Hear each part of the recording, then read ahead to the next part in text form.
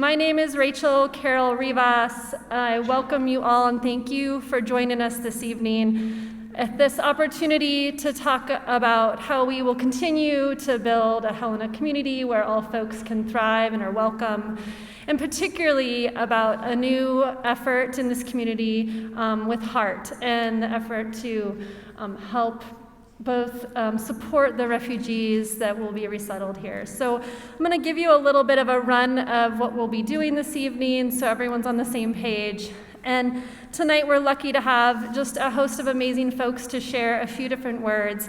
That includes representatives from Heart, the new organization. We'll first begin with Pat Kemp and then Valerie Hellerman. Valerie is also with Hands On Global. We'll be joined by Mayor Wilmot Collins and then David Oslander, a military veteran from the Afghanistan conflict. Then by Zia Kazemi, who is a cultural liaison with Heart, as well as Lisa Williams, who is a trauma psychologist. We'll then finish off with some words from Eleanor Edmonds and Valerie Hellman, both of Heart, to talk about your opportunities to join in this effort in the coming days, weeks, months, and years. And finally, then, we will end with an opportunity for folks to ask questions and have a little dialogue. We would encourage you, please, to use the cards that you were on your bench when you entered. Please grab those or ask folks to hand them down to you if possible.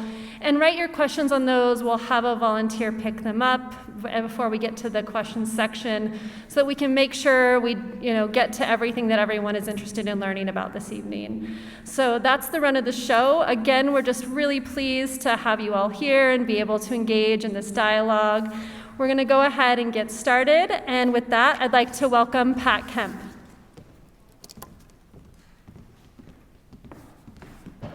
Good evening. I'm reading a statement from Representative Marianne Dunwell. Thank you, everyone, for being here this evening. It's going to take a village to welcome and help our new Afghan neighbors. The refugees are arriving with nothing and have experienced severe trauma. Let's make them feel welcome during this season of love and giving.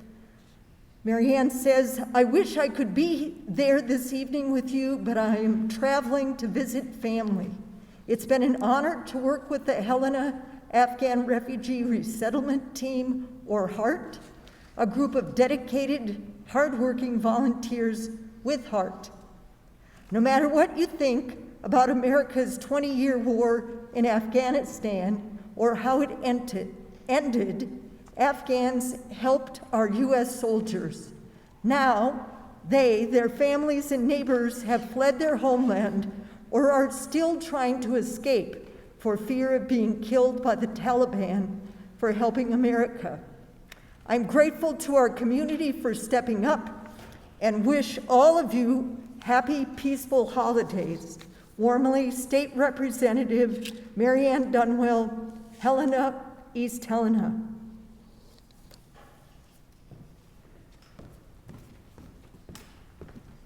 Thanks so much, Pat. We really appreciate the important words from our elected officials. And also from Valerie Hellman, the continual global connector and an organizer. So thanks, Valerie, for joining us to tell us a little bit more about how you all got started on this effort. Thank you, Rachel. Good evening, everyone. It's wonderful to see you all here. Hands On Global is a Helena-based NGO, and we've been providing medical care to refugees for many years. We have made over 8 trips to the refugee camps in Greece, on Lesbos, Samos, and Athens. What I do know about refugees, and particularly Afghan refugees, is so many have lost family members, lost their homes, lost their community, and lost their country. They have lived through years of war. And according to the website Cost of War, over the last 20 years of war, 81,000 civilians were killed. 3.5 million of Afghanis were internally displaced. Over 2.2 million are refugees.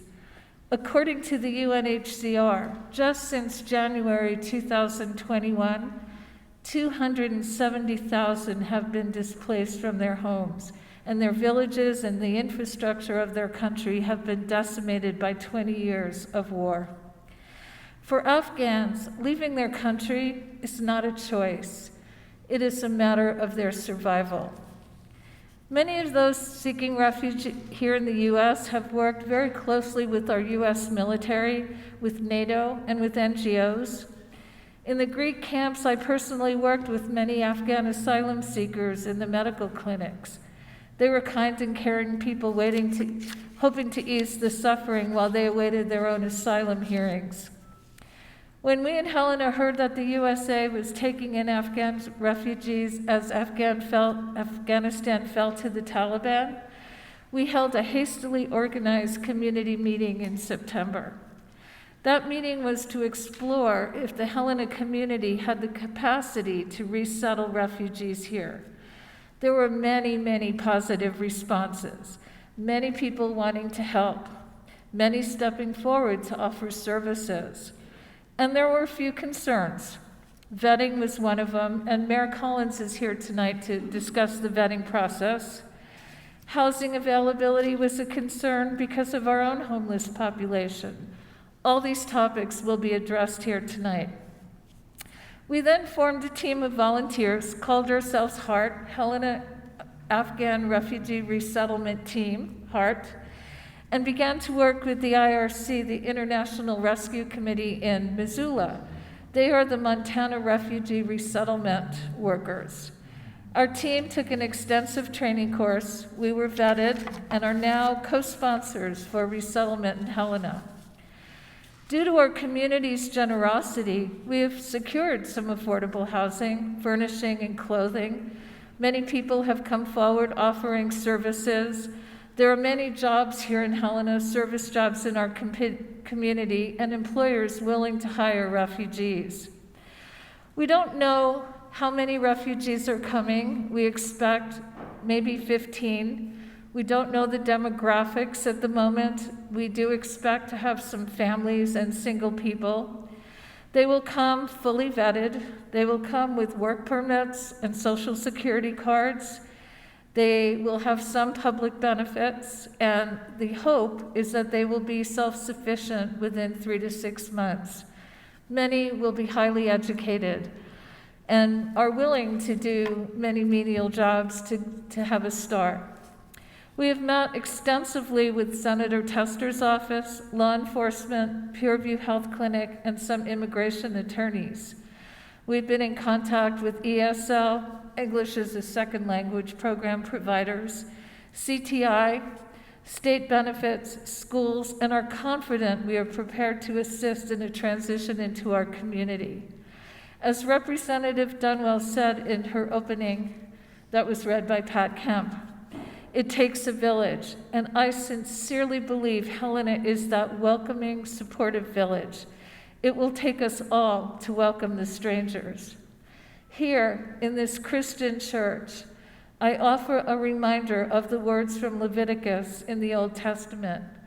God's people are commanded, don't mistreat any foreigners who live in your land. Instead, treat them as you treat citizens and love them as much as you love yourself. Remember, you too were once foreigners. Thank you.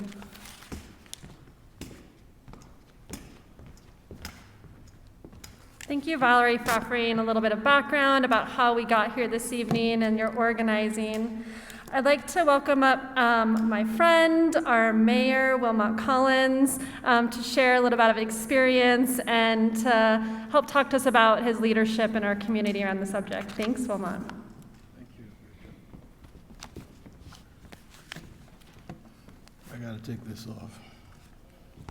Well, good evening. Oh, okay, this is a hostile crowd. Nobody's saying good evening back, but that's okay. I'll pray that tonight would dispel some of the rumors that are floating around our community. Some of you are not aware, but I am one of those who's getting those derogatory emails daily and saying a lot of things that I know they're not true. But some people do believe those things. And so I hope that whatever information I'm going to provide tonight is the truth. And they can be found on the U.S. government websites. So I know when I came here 28 years, well, February will be 28 years ago, someone before me said they come here with nothing, and I'm one of those. When I arrived JFK Airport, I arrived with 25 cents. And I tried using the phone booth to call my wife here in Helena, and the phone booth had 35 cents. So I couldn't call. And then I saw this gentleman in the lobby, and I said, "Sir, would you loan me a dime?" And he said, "How would I be paid back?" I said, "Okay, would you give me a dime?" And then he handed me the dime, and I was able to call my family to say I was in America, I'm coming to Montana the following day. And so basically, I came into this state, into this city, without a dime, without a penny. And this community wrapped their arms around me and my family, wrapped their arms. And so I know this community can do it. I'm not going to say it's going to be easy, because the same emails I'm receiving, the derogatory emails, I also got some of them when I first came. They didn't want me here. They wrote on my home, "Go back to Africa." They defaced my home. Did I let that stop me? No, the community rallied around me and washed my walls down. That's where we live. That's why I'm confident it will work. Refugees are the most vetted immigrants of all immigrants that enter this country. We have immigrants that come from, we have immigrants that are here as visitors. Do you know how basically what you need to become a visitor in the U.S., you're not really vetted. You must prove you will return to your country. And so you have to prove that you will come here. You have to prove that you are capable of caring for yourself. And then you will return. So we have that group of immigrants who really, not really vetted. Then we have asylum seekers who are sometimes visitors who come into the country as visitors, and then they petition the government saying, "If I go back, I will be injured, I will be killed, I will be this." And so then the vetting process starts when they petition the government. Then we have students who come here. The only thing they have to do is prove that they can pay their school fees. And so the people come here with their money and they pay their school fees and they go to school and they stay in this country. Then we have the professionals that employers bring in. And, hey, I need this man, he has this credential. They're barely vetted. That's not the case with refugees. There are three parts to the vetting process for refugees. That is priority one. That occurs when the United Nations High Commission for Refugee, UNHCR, or a designated NGO determines that an individual meets the definition of a refugee. When the UN vets you and say, yes, this person qualifies as a refugee, then they can start that process. And then you look at the next process the next group is the P2, priority 2, which provides for designated vulnerable groups such as Afghans who have worked for the U.S. entities. And the third is priority 3, is refugees' families who can come into the country because they've been here. And the pre-screening process, when a case is referred for pre-screening, it goes to one of the 9 Resettlement Support Center. Now, we have 9 different agencies that are authorized to resettle refugees in this country.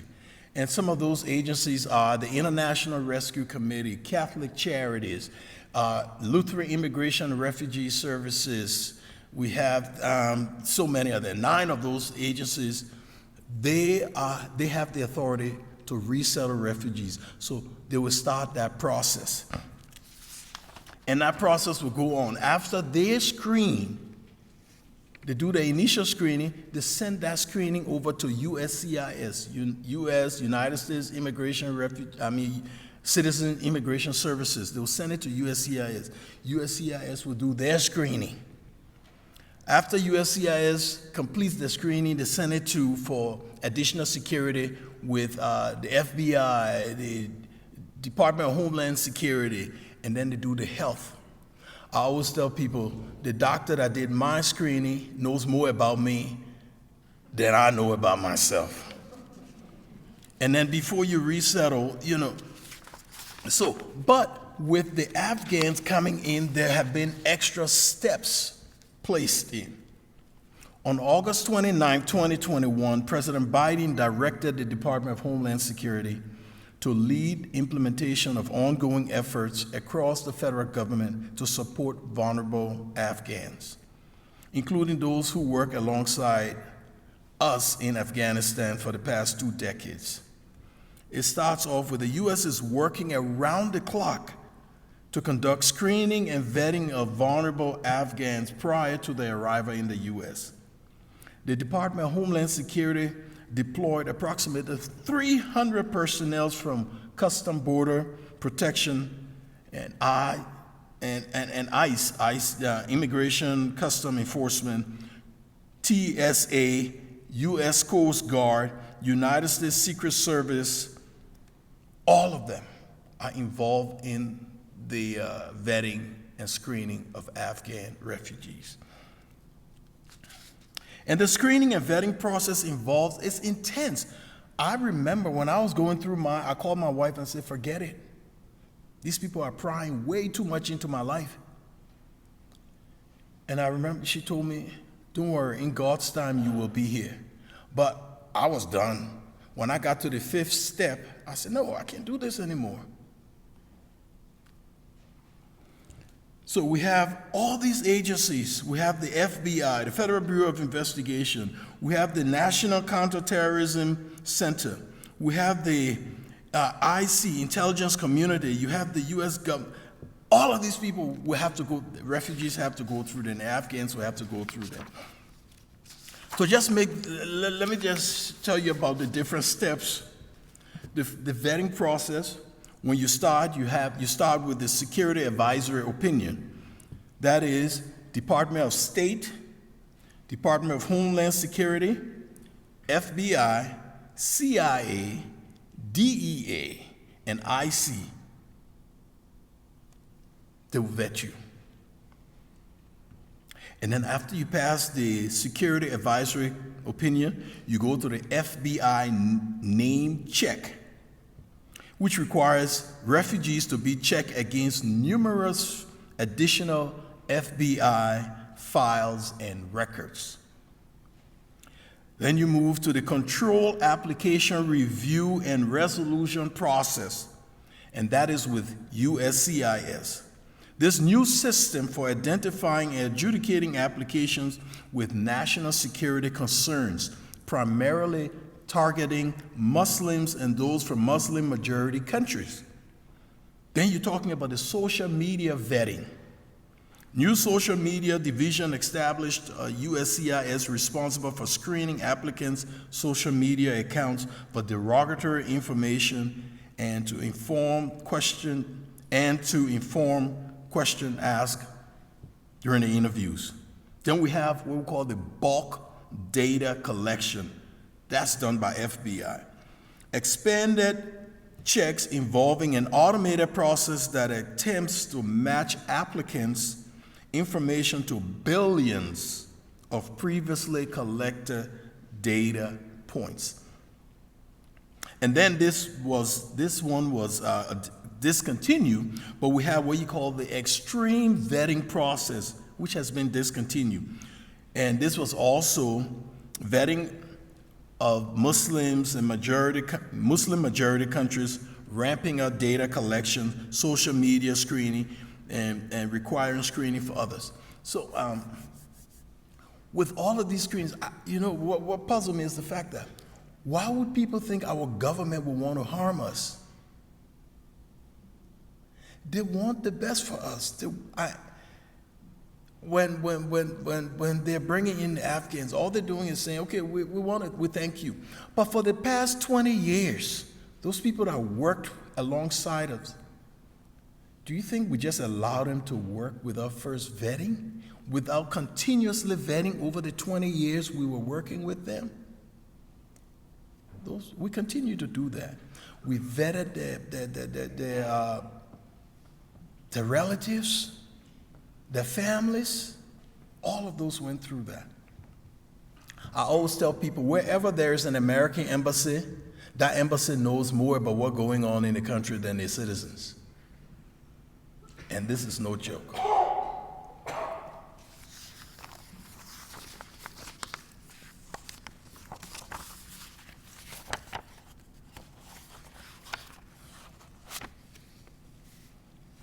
So, ladies and gentlemen, what I have to say here is, yes, there will be fears of the unknown. But let's be reasonable. There's no need to start attacking our neighbors for doing the right thing. I know I'm getting those emails, and I'm telling you, I wish I brought my phone in to read some of what I received the last couple of days. You won't believe that those are some of our neighbors. That's how they feel. They're afraid. And we have to take that into consideration. But we must be reasonable when we are afraid. That reasonable fear. I thank the organizers of HEART. I know it's not easy. Because I remember when refugees were being accepted in Missoula and soft landing were going through their ordeal, it was difficult.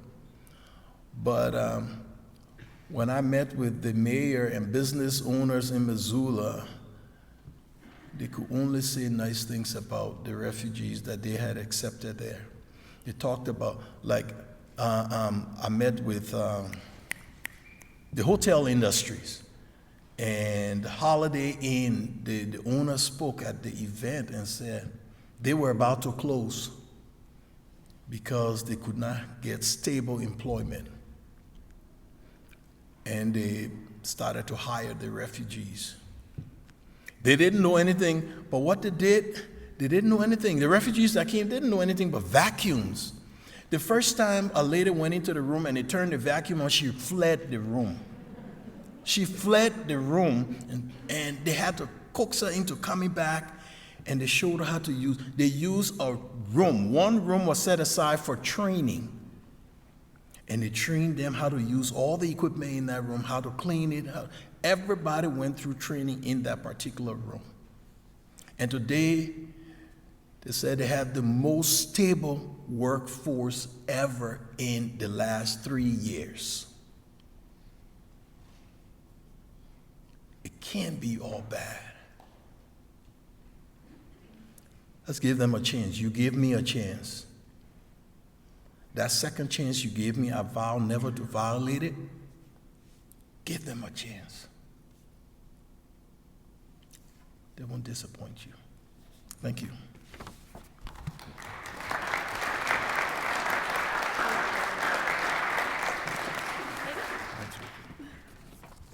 Thank you. Thank you, Mayor Willamette Collins. Really glad you're here to share that story, and we're sure glad that you continued past that process number 5 and stuck with it. We're also going to hear tonight, and I welcome new friends, and that's one of the things I think that's exciting about this effort is to see a lot of friendly faces, to see a lot of folks that I've known, but also these activities not only introduce us to new people to our community, new friends, but also people that we haven't connected with who've been here together. And so I want to welcome David Oslander, U.S. military veteran from Afghanistan, and a new friend for me tonight.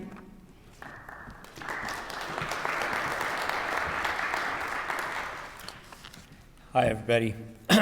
Mayor Collins, Sheriff, leadership team from HEART, and everybody who is here with open hearts and open minds. This is very personal to me, and I thank you for being here.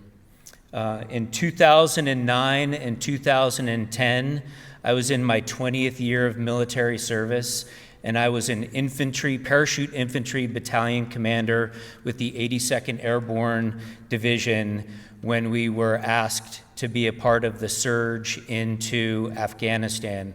We were one of the first units into Afghanistan as part of that surge.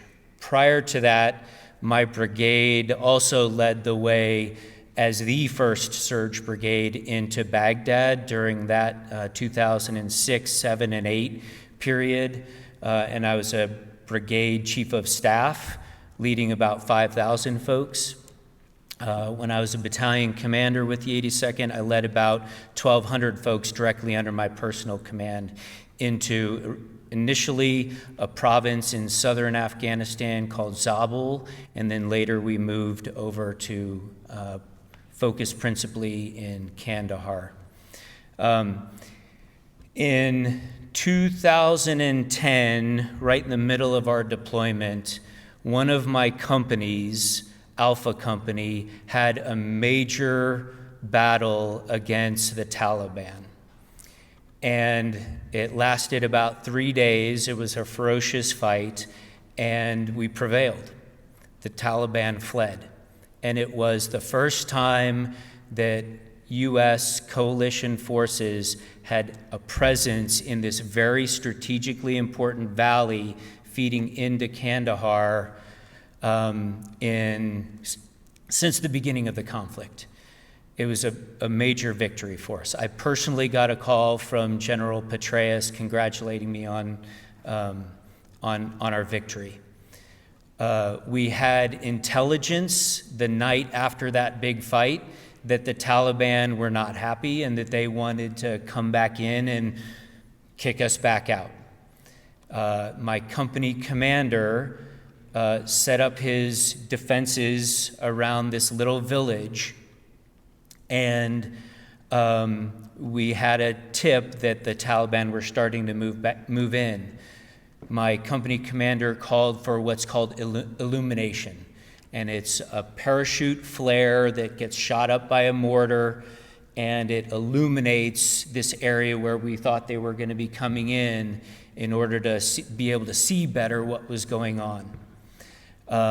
That night, there were some really strange altitude winds that we did not have data in our computers on, and it blew part of the canister that fired this mortar round off its planned trajectory. We plan all of these things in detail, and that canister went through the thatch roof of a home in this village and landed in the bed where 2 girls and a mother were sleeping, and it killed all 3.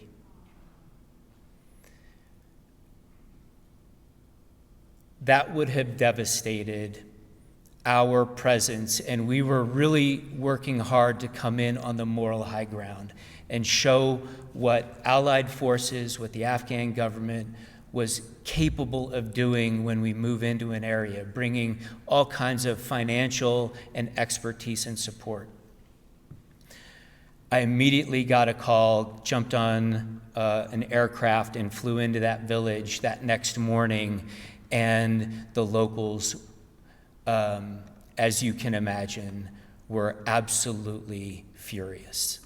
And it was going to lead to another bloodbath. I thank God for my personal interpreter. His name is Abdul. Abdul, as we're getting ready to get on the aircraft, through the entire flight, that was about 45 minutes, He sat me down and explained to me Pashtunwali, which is the Afghan code. And he explained to me that I could not come in as a Westerner and try and make amends for what we did. I had to understand the Afghans. I had to respect their culture. I had to respect their honor. I had to respect their ways. If it had not been for him teaching me, holding my hand as I was trembling, thinking about what was about to happen, if it had not been for him, there would have been a lot more sons and daughters, our sons and daughters, killed over the next few days. We had a shura with all of the elders. Probably 100 people showed up or more. I've got pictures and videos of it if anybody's ever interested.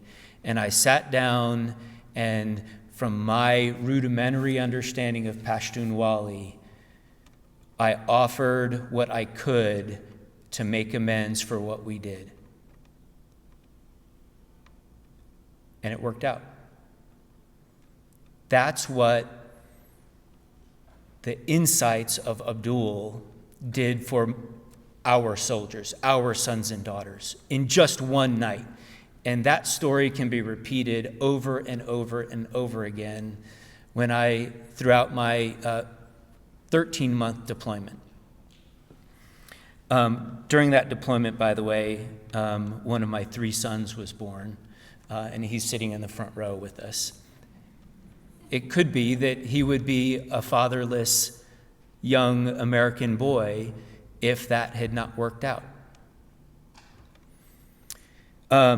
Later on in my deployment, about a month before we left, we had been moved into Kandahar, as I had mentioned, and there was a suicide attack on my compound. There were 6 suicide bombers lined up outside of the compound.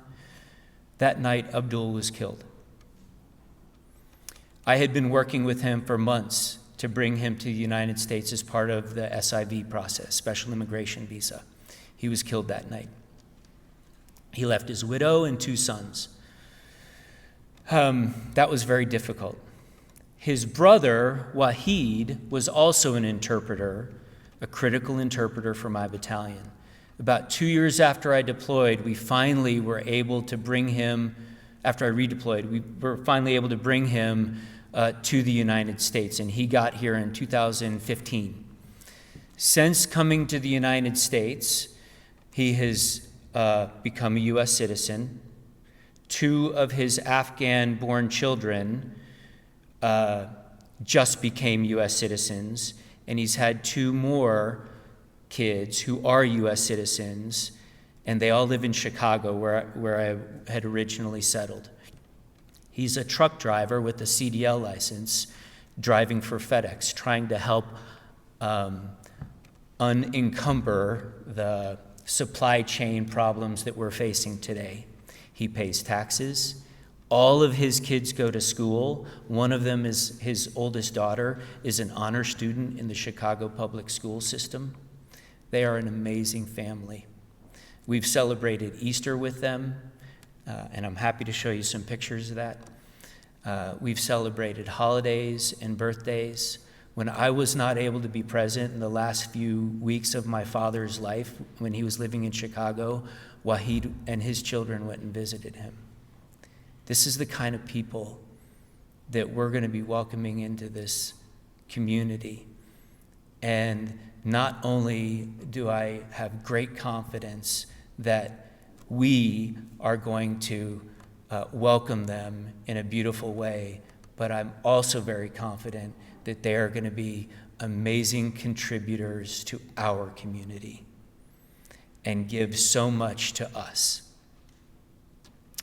The last part of this story is Waheed and his entire family of 6 had gone back to Afghanistan earlier this year. He was visiting his ailing mother and father and his wife's ailing mother when everything started to go south in Afghanistan.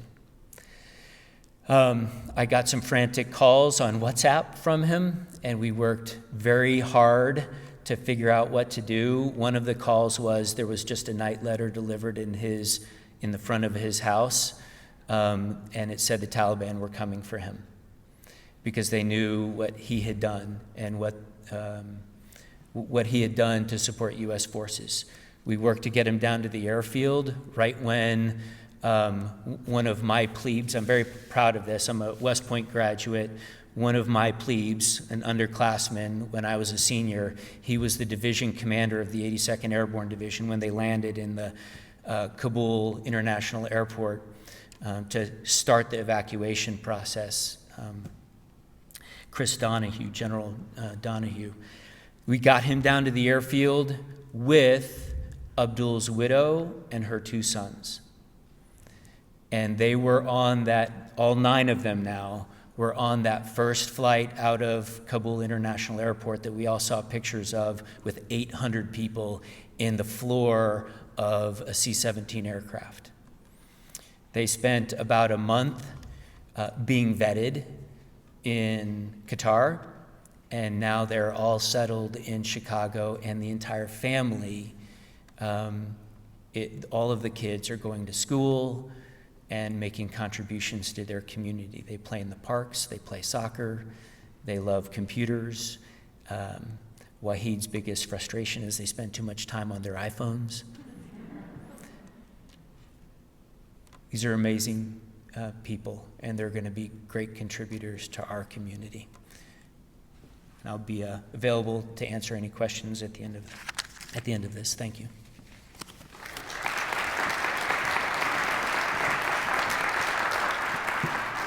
Thank you so much for sharing your story, David. We really appreciate it. It's an important part of the conversation. I'd like to welcome up Zia Kazemi, who is a cultural liaison with Heart, to share a few words as well.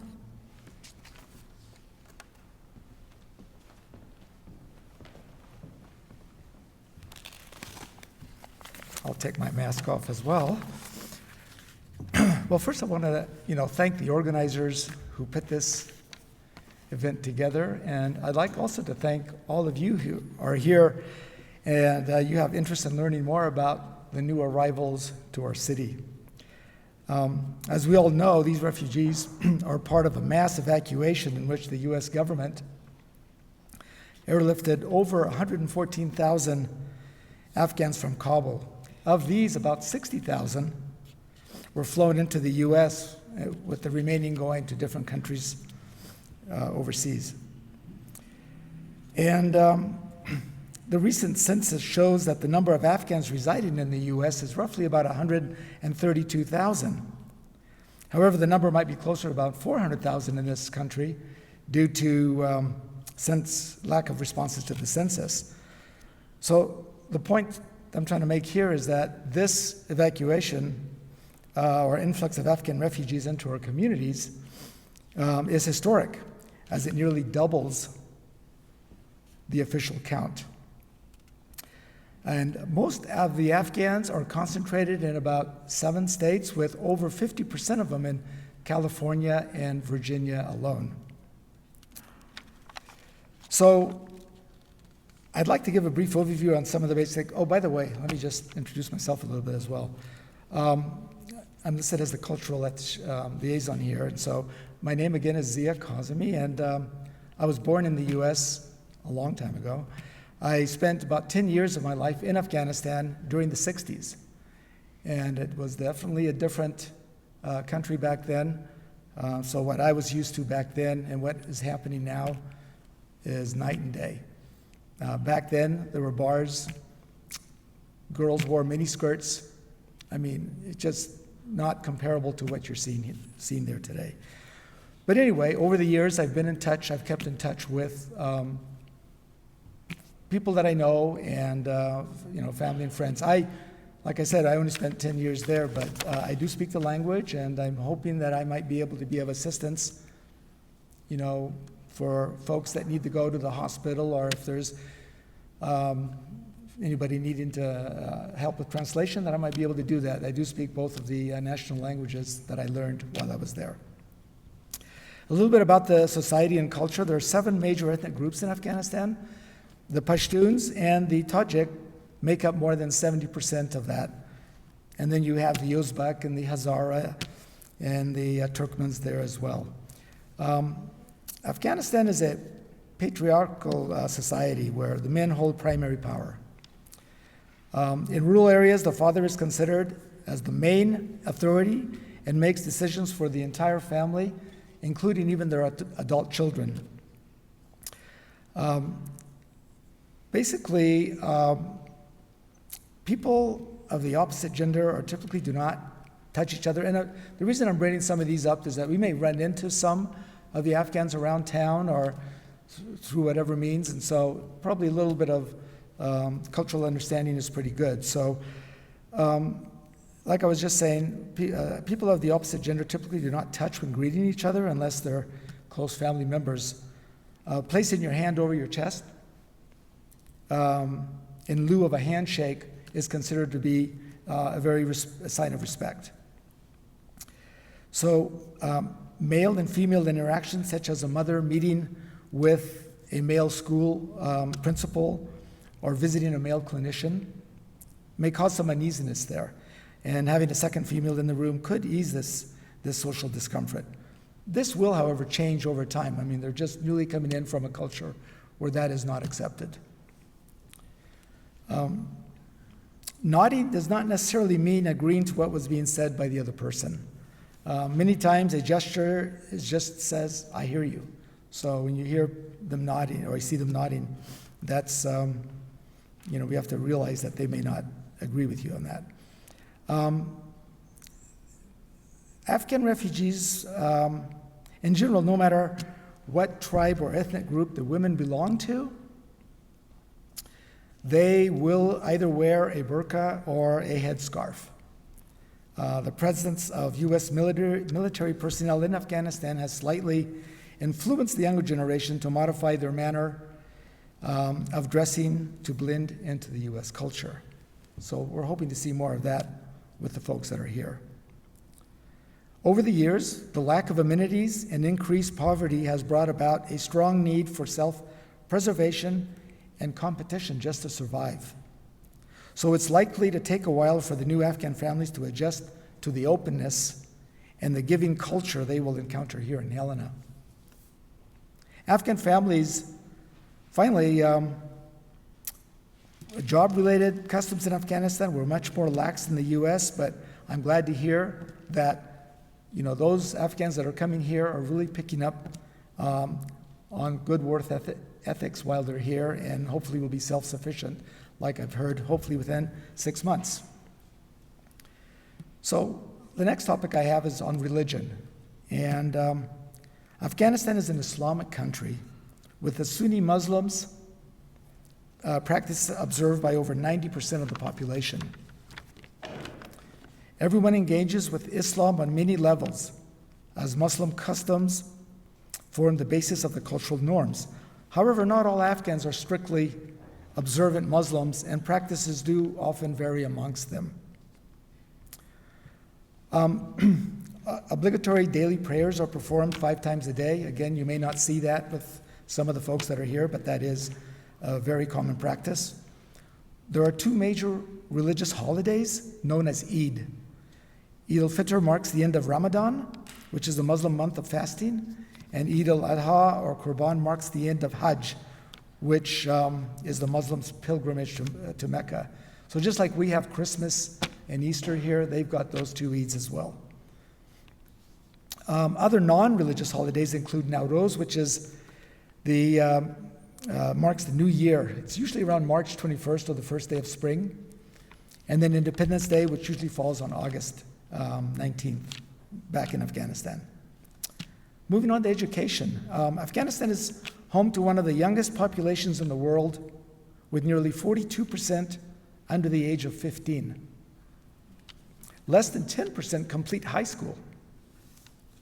Children who do attend school very often receive a low-quality education because their teachers have the minimum academic qualifications equivalent to an associate degree. Schools in Afghanistan are separated by gender. And there are two parallel education systems, one smaller than the other. There's the religious education, which is the responsibility of the clerics in the mosques. Usually you'll see that in the rural areas, while the government provides education, free education for the rest. In healthcare, as can be expected, the healthcare system in Afghanistan is very underfunded. An estimated 1.2 million children are malnourished, and about 41% have experienced stunted growth as a result. Most Afghans have grown up in a continuous war zone and have witnessed violence, lost loved ones, have been separated from family members, or sustained physical and psychological injuries. Afghan youth may manifest signs and symptoms of trauma, such as anxiety, confusion, depression, or low self-worth. Community members here in Helena can help by providing information about on-site or online support groups and networking opportunities. Moving on to food and diet. The distinction between halal and haram foods as prescribed in the Quran is the standard that all Muslims follow. Halal means lawful and permitted, and haram means forbidden. For example, lamb, beef, goat, chicken are all halal as long as a Muslim butchers them and offers a prayer. Fish and eggs are also permitted. On the other hand, all products from pork are forbidden, as are all types of alcohol. The scarcity of halal meat in Helena may present difficulties for the Afghan refugees coming here.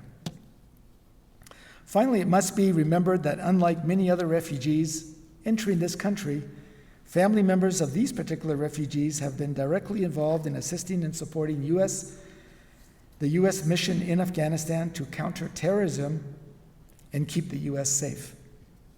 Over the past 20 years, these refugees have risked their lives and the lives of their families opposing the Taliban and other terrorist groups. It's time they get a chance to live a life of peace and opportunity. And thank you for listening.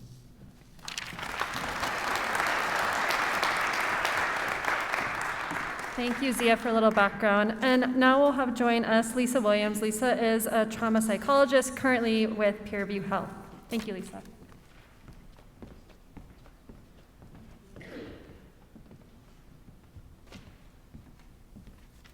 Good evening. And I'm a trauma therapist I know you said psychologist, but I'm a trauma therapist, and I'm the behavioral health director at Peerview Health Center. My name is Lisa Williams, and thanks for having me tonight.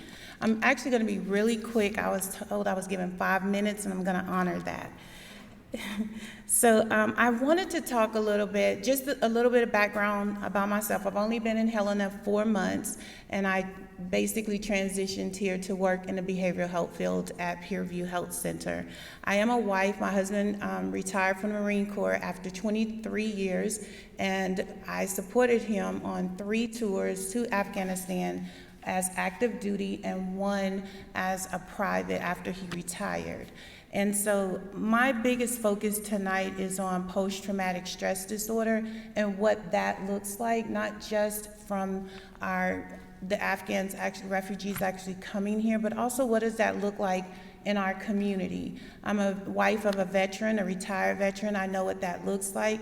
I'm actually transitioned from the criminal justice field to the therapeutic and trauma field to support my husband as he transitioned after 20 plus years in the Marine Corps and multiple deployments. And so I felt it was very important to help him transition home and to understand some of the things that he may face, and post-traumatic stress was one of them. So I'm going to give you just a clinical definition of what post-traumatic stress disorder is. And basically, I'm reading it straight clinically. It's post-traumatic stress is a mental health condition that's triggered by a terrifying event, either experiencing it or witnessing it. Symptoms may include flashbacks, nightmares, severe anxiety, as well as uncontrollable thoughts about the traumatic event. Most people who go through traumatic events may have temporary difficulty adjusting and coping, but with good self-care and treatment interventions, they usually get better. However, if symptoms get worse, sometimes they can last for months or even years, a person may definitely need to get that, and it interferes with their day-to-day life. You want to get effective treatment to basically reduce some of the symptoms and improve a quality of life. Some of the 4 symptoms I'm going to talk about is intrusive memories. Intrusive memories, they present themselves as recurrent or unwanted distressing memories, reliving the traumatic event, upsetting dreams, or severe emotional distress. Secondly, we have what we call avoidance. This is a person trying to avoid thinking or talking about the traumatic event, avoiding places, activities, or people that remind them of that traumatic event. And those things I just want to point out, being a wife of a veteran and also having worked in law enforcement for most of my career, I worked with a lot of veterans who suffer from post-traumatic stress disorder. And a lot of times, activities, places, I've been on the road where officers have pulled people over, detained people, and tended to be a little bit more aggressive based on some of their own, untreated or unresolved post-traumatic stress disorder. And so I really wanted to talk about that because we can look at it from one side of the table on the traumatic experiences that the refugees may bring, but we also must look at our loved ones and some of the experiences that they're bringing to it, which would make a perfect storm, right? It would create a perfect storm in our community. So another symptom I want to talk about is negative changes in the way a person thinks or in their mood. So this presents itself as negative thoughts about themselves, about other people, or about how they may see the world, right? Hopeless about the future. May show up as memory problems, not really remembering a lot of details about their traumatic event. Difficulty maintaining close relationships, feeling detached from family members and friends, lack of interest in activities a person may have once enjoyed, difficulty experiencing or expressing positive emotions. And lastly, for negative changes in thinking and mood could be sometimes a person is just emotionally numb, right? Emotionally void. And then the last symptom I just want to talk about really quickly is there may be changes in physical or emotional reactions to things. That may present itself as being easily startled or frightened, always being on guard for danger, being self-destructive. That may include excessive drinking or could even present as like reckless driving, trouble sleeping, trouble concentrating, irritability, anger outburst, or overly aggressive behavior. In some cases, lastly, it could be overwhelming guilt or shame. So I just want to close to say that PTSD symptoms can vary in intensity over time. A person may have symptoms when they're really stressed, so those symptoms may really show up, or they may show up over time. For example, if a person hears a car backfire, then that may trigger or relive a combat experience, right? Or a person may hear a report on the news about a sexual assault and become overwhelmed with memories about their own sexual assaults. So I just want to wrap up to say that we have to be we are our brother and our sister's keeper, in a sense. And so we can always look at one side of the coin, but we also have to look at both sides of the coin, what each person is bringing to the table. I know being in Helena for 4 months, I had a lot of anxiety, and I'm a therapist, I'm a trained therapist, I've done this. And I would say this is the first time that I experienced real anxiety. And my family I transitioned here from Mobile, Alabama. I'm not from Alabama, but that's where my husband and daughter is now. But just not being with them, they're still not here. You know, my daughter's graduating this December. Well, actually, she finished up this week, so we're really just trying to keep her stable. But, you know, just being here without that support and having to navigate the community, and, you know, by myself. And I really have good friends. I have good networks. And I didn't even know that a lot of persons here in the community were already opening doors that I didn't even know that they were opening, and I'm very thankful for that. But it was still a lot of anxiety on my part because I didn't know anyone. And if we just want to be transparent, there's not a lot of people that look like me in Helena, you know?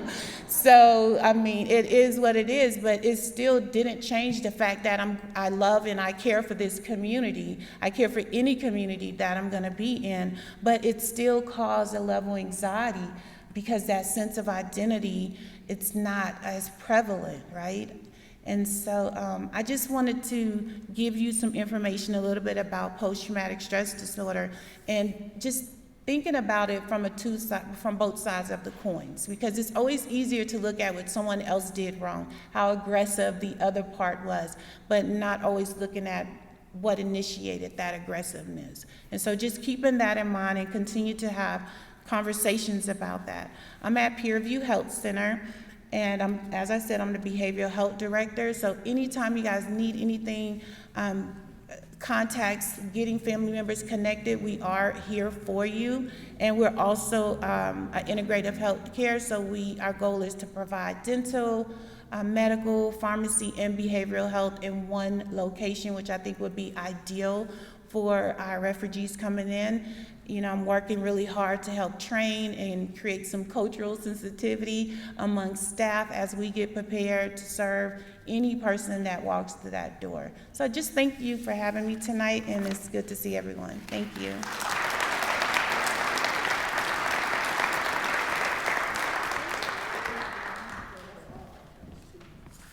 Thank you, Lisa. I feel like we all actually have to say welcome, Lisa. Woo!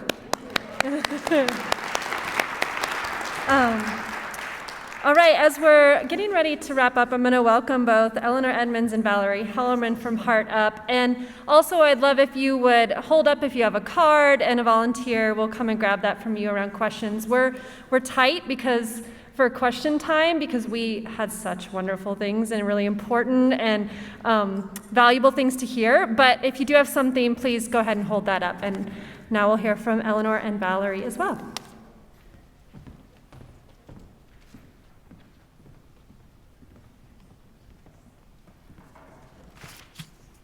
Hi, I'm Eleanor Edmonds-Miller, and many of you may know me from my work with Friends of Ashiana, gifting school supplies to children at Ashiana organization in Kabul, Afghanistan.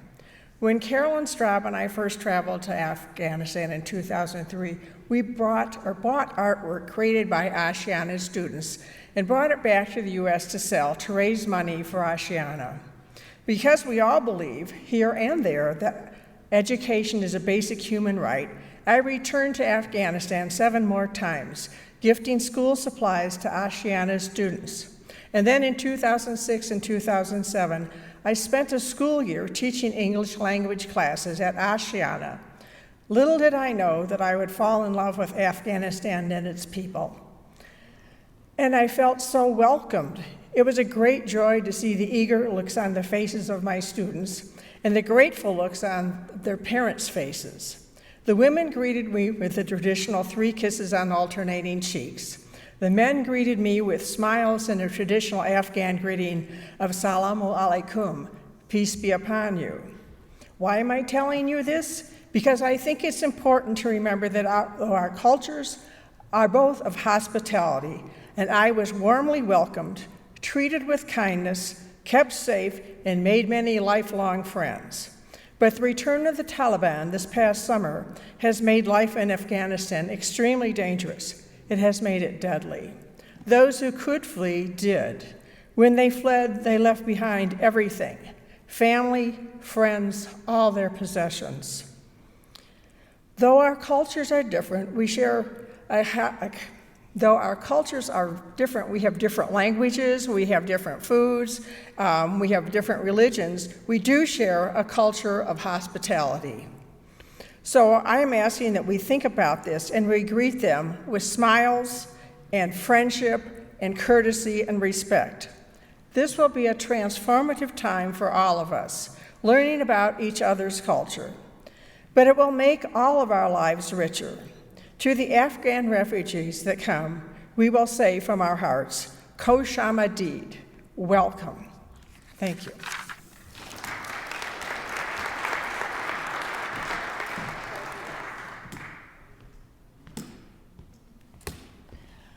Okay, I'm just going to be brief and just encourage you all to help us in welcoming these refugees. We need some donations, financial donations. We need clothing. We were pretty much good on furniture right now. If any of you have some affordable housing available now or in the future, please let us know.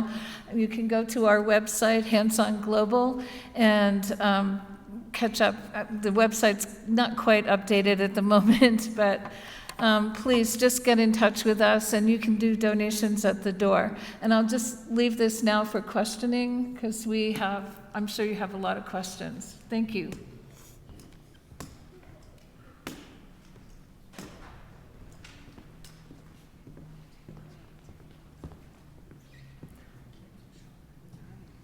Do you have any cards that we wanted to ask questions? No particular. Okay. We're actually at time anyways, and we actually promised, we do have maybe one. We promised the church that we would actually finish now. So I think that's okay if we don't have much. We have one here. And then I just want to thank everyone and go ahead and encourage folks to contact the Heart community members, to use the information at the table, to be able to volunteer, to ask additional questions. There's lots of folks here tonight with resources who do amazing work in our community, all kinds of service and community building activities. So please reach out to them and ask. So this is a great question, which is, how about, is there an opportunity for folks to write to our papers, to express the information we heard tonight about vetting, about what the process looks like, and also about the supports we will have for the community? So just, why don't we just go ahead, and is anyone here tonight willing to write a letter to the editor to talk about their support and the process, or to gain additional information that they could share about what they heard this evening? Anyone willing? I will. Great, thank you. Yes, that's 4. Thank you. Excellent. Well, I just want to thank everyone so much. Again, we're a small community overall, so you know each other. Ask each other questions. You know many of the people here this evening. We want to thank everyone who shared their experiences, shared their perspective, and the members of Heart who organized tonight to be able to support our community and create, again, an inclusive community where everyone can thrive, including our new Afghan refugees. Thank you so much, everyone, for coming.